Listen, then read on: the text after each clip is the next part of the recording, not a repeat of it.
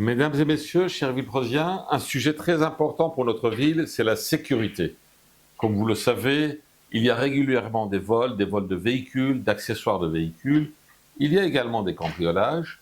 Le vol de véhicules et d'accessoires de véhicules ont lieu souvent la nuit et dans l'obscurité.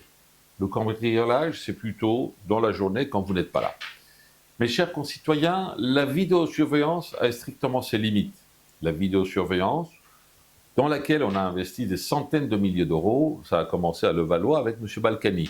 Nous avons un recul et une étude multicentrique montre que cette vidéosurveillance a ses limites. Cette vidéosurveillance est efficace si jour et nuit, il y a quelqu'un pour contrôler la vidéo et qu'il y a une équipe pour intervenir. Nous proposons une équipe de nuit, une brigade de nuit qui a été également envisagée un temps par M. Mirambeau, mais qui n'a pas abouti. Une équipe ou une brigade de nuit de 3 personnes, de 3 policiers, un qui surveille le centre de surveillance urbain et 2 autres qui sont mobiles avec une camionnette qui pourrait intervenir. Mes chers concitoyens, il y a également des quartiers qui peuvent bénéficier dans certaines rues où il y a beaucoup de passages, de fermeture ou d'une régulation d'accès de nuit entre minuit et 5 heures du matin. Il faut également rétablir l'éclairage de nuit, ce qui a permis de diminuer un peu l'insécurité en 2024 et en 2025.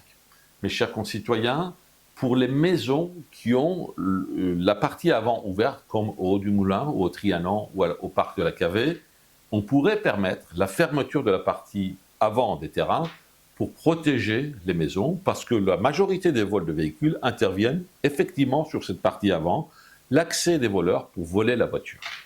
Voilà, donc c'est un ensemble de mesures. Également, il y a les bornes d'appel d'urgence qu'on peut installer dans différents endroits de la ville.